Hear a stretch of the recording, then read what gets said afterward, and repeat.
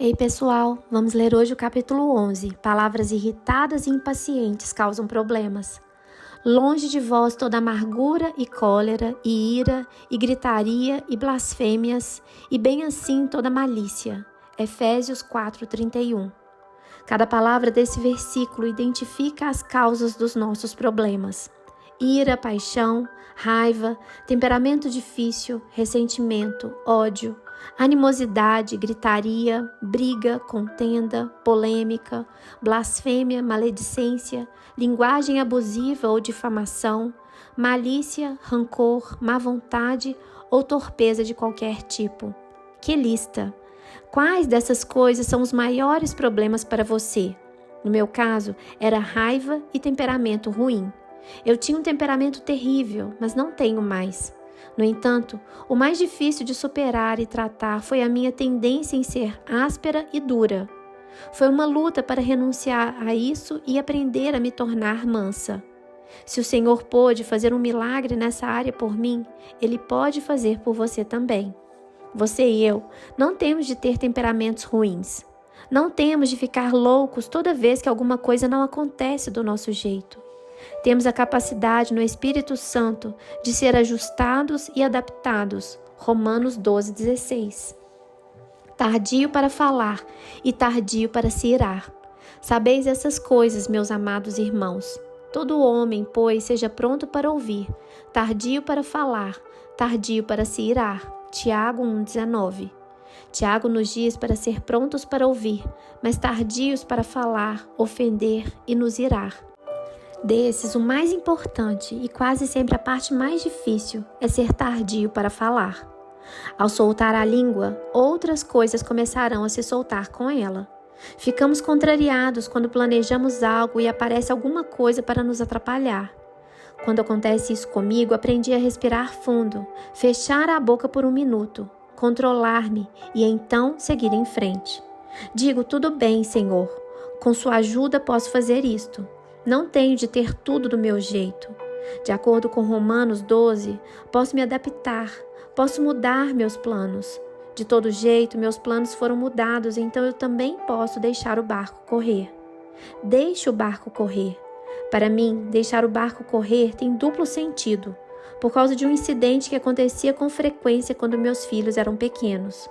Parecia-me que toda vez que nos assentávamos para uma refeição, alguém derramava um copo de leite.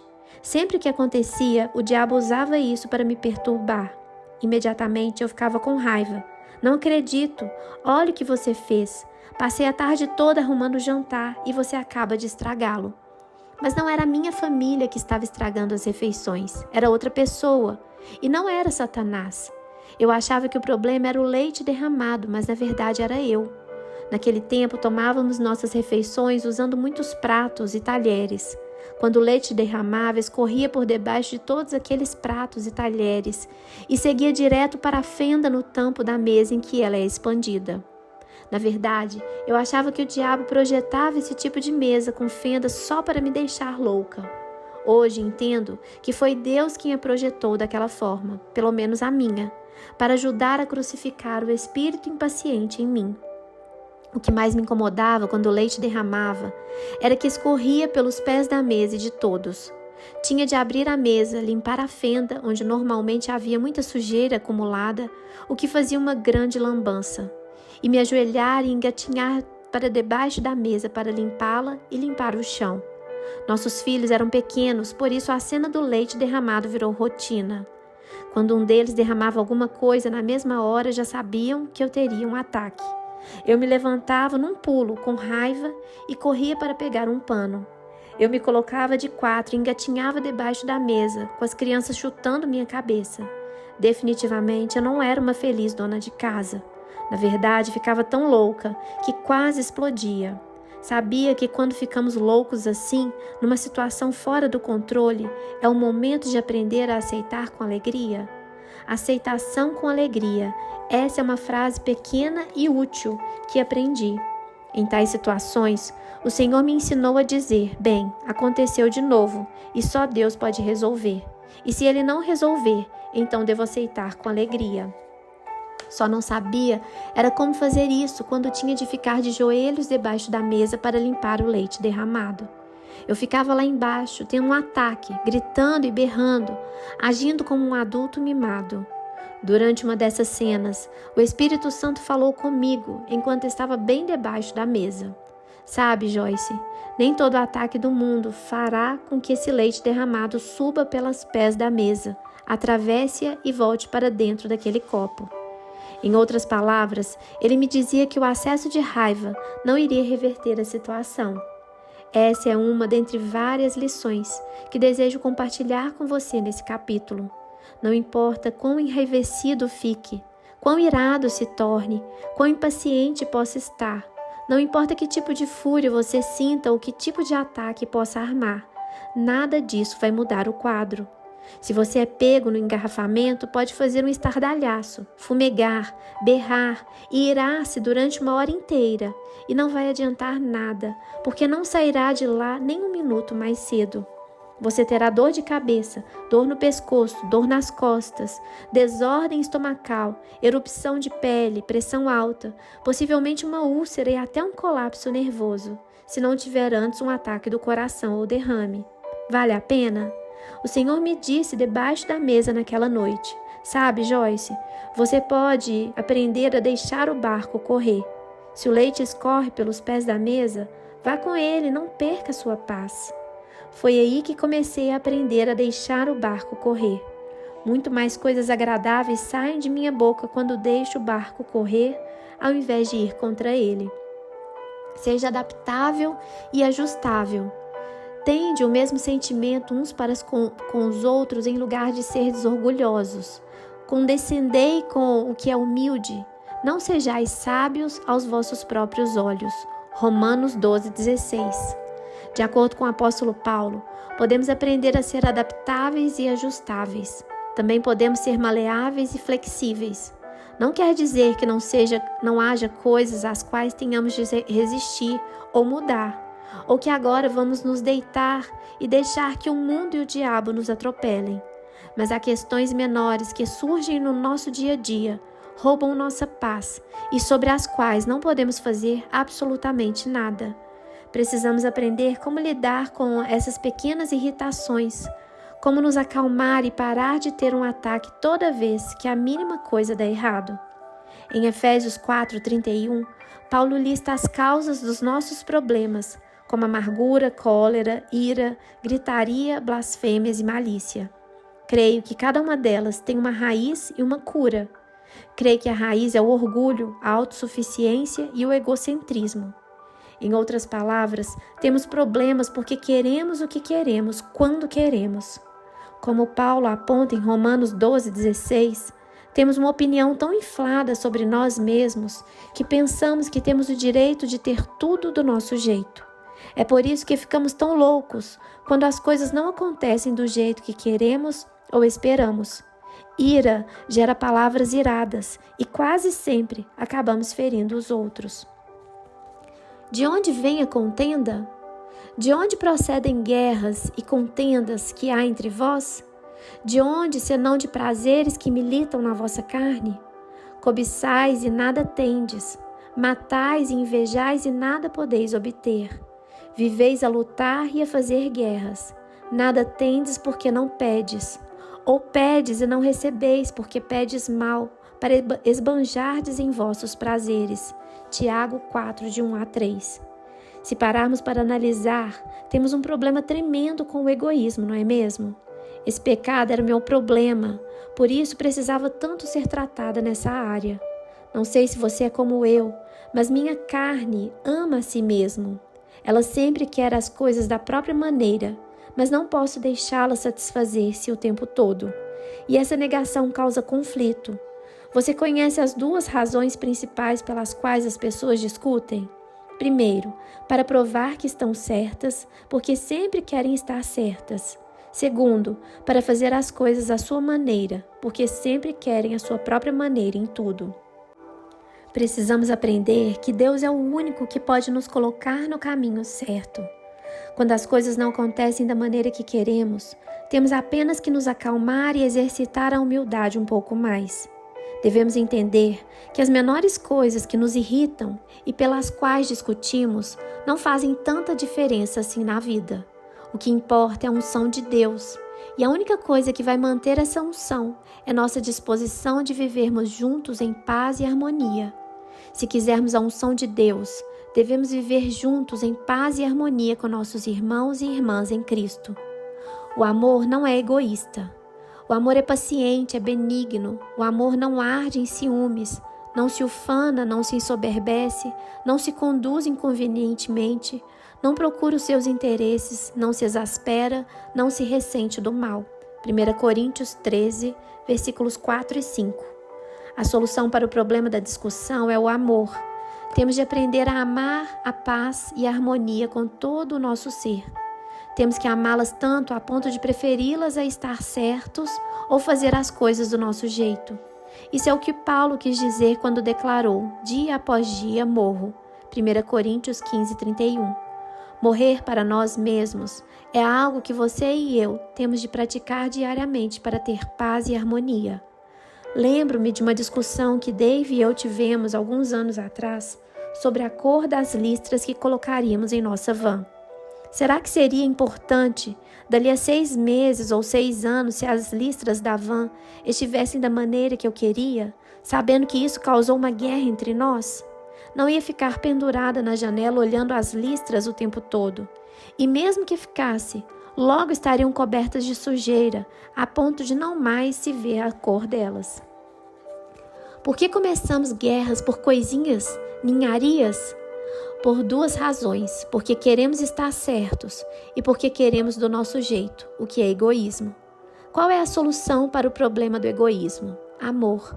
O amor que se importa mais pelas opiniões e desejos dos outros do que pelo seu próprio. Neste estudo, o Senhor está pedindo para você e para mim, pelo poder do Espírito Santo, para fazermos algumas escolhas. Devemos escolher subir mais alto, desistir de tentar ter tudo do nosso jeito o tempo todo e lembrar que o que quer que esteja em nosso coração sai da nossa boca. Mateus 12, 34. A paz tem um preço e se escolhermos pagá-lo, as recompensas valem a pena. Segue a paz, porque o reino de Deus não é comida nem bebida, mas justiça e paz e alegria no Espírito Santo. Aquele que deste modo serve a Cristo é agradável a Deus e aprovado pelos homens. Assim, pois, seguimos as coisas da paz e também as da edificação, de uns para com os outros. Romanos 14, de 17 a 19. A versão King James do versículo 19 diz: portanto, seguimos as coisas que fazem a paz e as coisas das quais um possa edificar ao outro. Creio que o que o Senhor está nos revelando nessa passagem é a necessidade vital de andarmos na paz. De acordo com Efésios 6,15, a paz é parte da armadura de Deus com a qual devemos nos cingir. Deus tem abençoado o nosso ministério.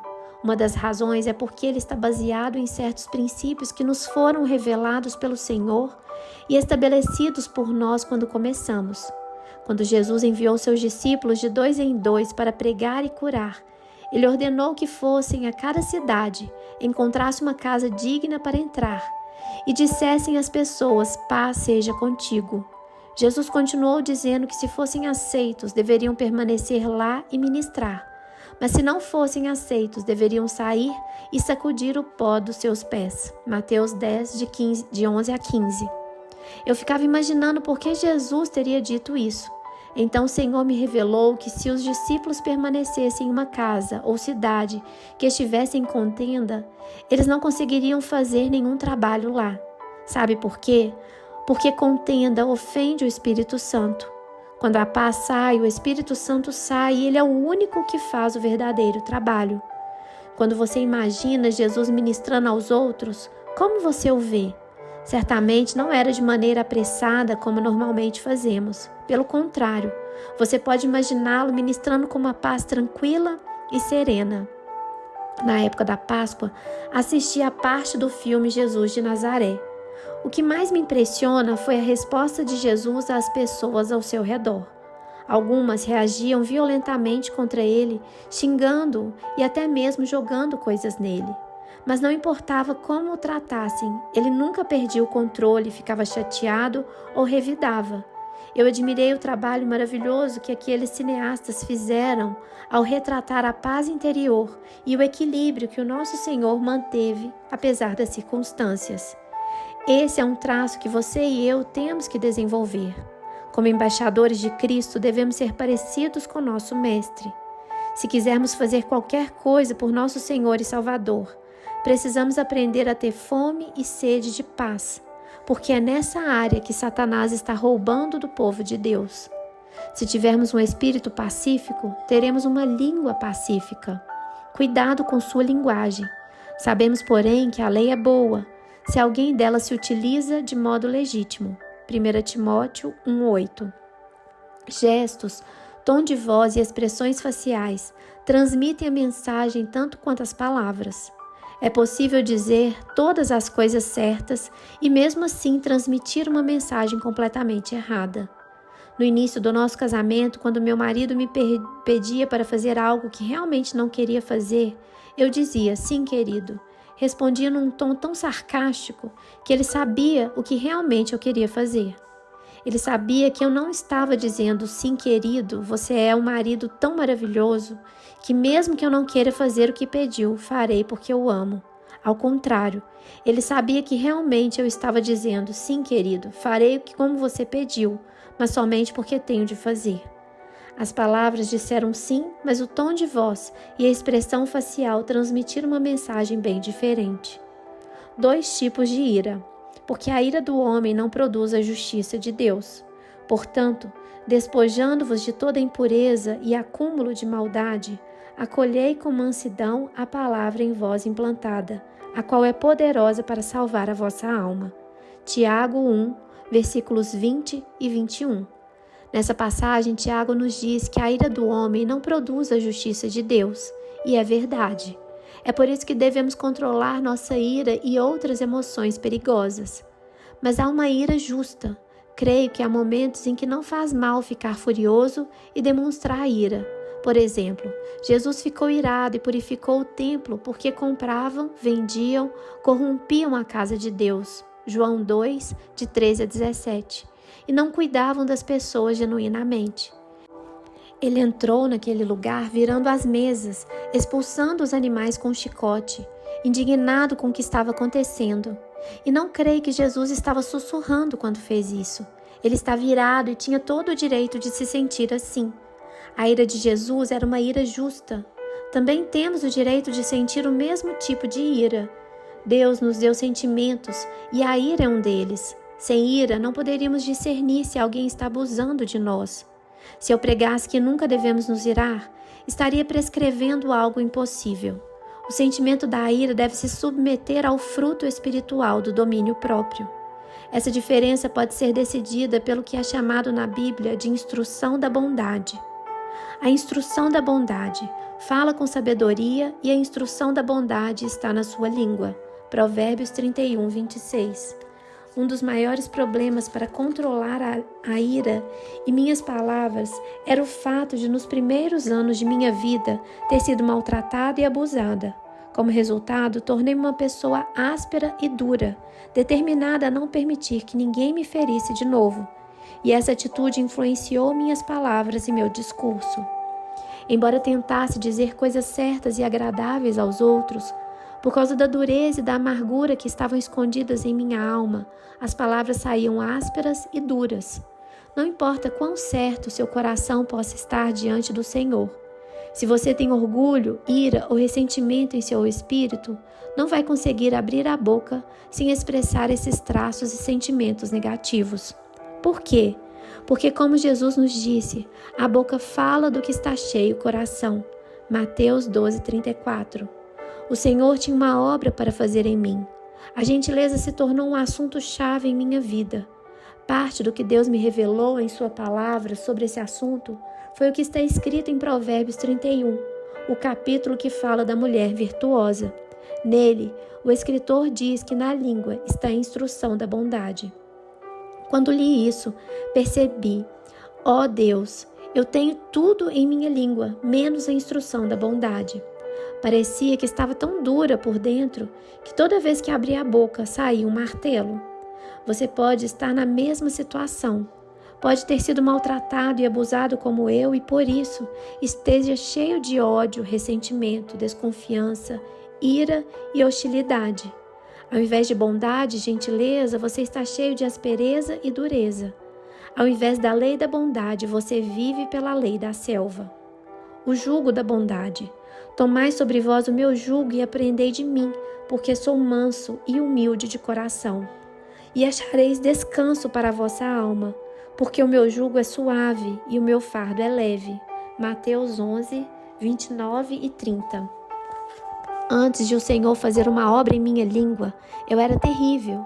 Não podia nem mesmo dizer às crianças para jogar fora o lixo sem parecer um sargento. Quem quer viver com uma pessoa assim? Eu não queria ser daquele jeito, sempre tão irritada e impaciente. Você é assim? Se for, posso dizer que você está se tornando mais infeliz que qualquer outra pessoa. Não estou dizendo isso para trazer-lhe condenação, mas para derramar um pouco de luz na raiz de muitos de seus problemas. Nosso principal problema está bem debaixo do nosso nariz, em nossa boca. Como vimos, Tiago nos diz que nenhum homem pode domar a língua, mas há algo que podemos fazer. Podemos submetê-la a Deus pedindo que seu Espírito tome o controle de nossa língua e traga em submissão a sua vontade. Isso é parte do que Jesus estava falando quando nos disse para tomar seu fardo. Seja gentil, mas firme. A sabedoria, porém, lá do alto é primeiramente pura, depois pacífica, indulgente, tratável, plena de misericórdia, de bons frutos, imparcial, sem fingimento. Tiago 3,17. Lembro-me que estava em casa procurando a palavra gentil na concordância de Strong e dizendo: Senhor, tu tens de me ajudar. Eu pensei que nunca poderia ser gentil. Finalmente, o Senhor começou a fazer uma obra em mim na área da gentileza. O único problema era que, como tantas outras pessoas no corpo de Cristo, eu era tão radical que não conseguia alcançar um meio termo. Uma vez notei que estava insegura em uma área e pensei que tinha que ir numa direção totalmente oposta. Ajustei e adaptei demais. Eu me tornei tão gentil, boa e paciente que não exercia nenhuma disciplina sobre meu filho mais novo, que nasceu depois que meus outros filhos estavam crescidos. Também afundei no meu relacionamento com os outros. Deixei que as coisas saíssem do controle em meu casamento, em minha casa e em meu ministério. Só que estava tão acomodada e compreensiva que me tornei ineficaz ao lidar com pessoas ou situações que pediam uma mão firme. E continuava dizendo para mim mesma: Joyce, você se superou. Você lidou com aquela situação tão bem. Você foi tão doce. Fez-me sentir bem pensar que era tão doce, principalmente quando lidava com meu filho. Mas ele não estava mudando, pelo menos para melhor. Na verdade, estava ficando pior. Um dia fiquei louca com ele e o avisei. Olhe, nunca mais faça isso de novo. E ele não fez. Busque sempre o equilíbrio no amor firme e demonstre uma atitude branda e suave. Hoje meu filho é precioso para mim, mas há momentos em que tenho de dizer-lhe de maneira firme: basta, eu amo você, mas não vou tolerar esse tipo de comportamento. Aprendi com minhas experiências que um extremo é tão ruim quanto o outro. O que devemos aprender em tudo isso é o equilíbrio. Se por um lado não podemos ser ásperos e duros, por outro, não devemos ser fracos e excessivamente suaves. Não devemos ser irritáveis e impacientes, irando e agindo com emoção. Tampouco ser tão mansos a ponto de nos tornarmos capachos e muros de lamentação dos que querem levar vantagem sobre nós. Há tempo para ser pacientes e tolerantes, e há tempo para ser firmes e decididos. Há tempo para não nos irar e tempo de demonstrar justa indignação. É sábio saber quando fazer qualquer coisa. Semeado em paz pelos que estão na paz. Ora, é em paz que se semeia o fruto da justiça, para os que promovem a paz. Tiago 3,18. Este é um versículo muito importante. Você sabe por que Satanás tenta nos deixar preocupados antes de irmos à igreja? E por que ele tenta de tudo para deixar o pregador preocupado antes que ele suba ao púlpito? porque o diabo não quer que nos reunamos em uma atitude de paz. Ele sabe que se estivermos perturbados, as palavras que ouvimos não nos atingirão. Elas não criarão raízes. Nossas palavras deveriam carregar vida e não tumulto. Esse versículo diz que a colheita da justiça é o fruto da semente semeada em paz por aqueles que trabalham e promovem a paz em si mesmos e nos outros. Não me admira o Senhor ter me dito para não tentar promover a paz na vida dos outros, sem antes tirar a contenda da minha vida. Já imaginou por que você ouve uma mensagem pregada por pessoas diferentes, em momentos diferentes, e não tem nenhum efeito, e de repente você ouve a mesma mensagem e ela tem um grande significado para você? É por causa da unção que está na mensagem, quando é pregada por alguém que semeia a semente enquanto vive em paz, alguém que não tem contenda em sua vida. Isso não significa que o pregador seja perfeito. Para que a palavra do Senhor crie raízes, deve ser semeada num solo de paz, por alguém que esteja andando em paz. Por isso, se você pretende ou planeja trabalhar para o Senhor, deve tirar a contenda de sua vida. Simples assim. Nós temos uma escolha. Escolhei hoje. Josué 24:15. O diabo tenta de todas as formas nos deixar preocupados e realmente consegue. Mas não é porque ele nos força, é porque nós escolhemos. A escolha é sempre nossa. Você sabia que a maneira como reagimos em cada situação é uma escolha? Cada um de nós tem atitudes. Atitudes produzem respostas para situações. Nós respondemos o dia todo, todos os dias, mas nem sempre da mesma forma. Por que duas pessoas diferentes podem estar no mesmo engarrafamento e uma reagir de um jeito e a outra reagir de forma completamente diferente? É por causa de suas atitudes diferentes que as levam a fazer escolhas diferentes. É por isso que algumas vezes podemos falar alguma coisa para duas pessoas diferentes e uma delas ficará perturbada e ofendida, enquanto a outra não se importará nem um pouco. Tem uma personalidade muito franca. Algumas pessoas gostam disso e outras não. Uma pessoa pode pensar que o que acabei de dizer é maravilhoso, enquanto outra pode achar que é terrível. Por quê? Porque uma pode ser segura e a outra insegura. Da mesma forma, você e eu temos uma escolha sobre as reações em várias situações da vida. Mas, Joyce, isso não pode ser tão simples quanto fazer uma escolha. Como você diz, as pessoas são diferentes e, portanto, elas têm maneiras diferentes de perceber, de experimentar e de se relacionar com as influências exteriores. Sim, eu sei que temos um perfil psicológico diferente e cada um de nós foi exposto a experiências diferentes na vida que nos formaram e moldaram de formas diferentes. Sei que a maioria de nós carrega mágoas e outros tipos de feridas mentais, emocionais e espirituais, e que não há dois de nós exatamente iguais. Mas a verdade é que, independentemente de nossas diferenças, temos o poder de fazer uma escolha sobre como vamos responder às situações e circunstâncias externas.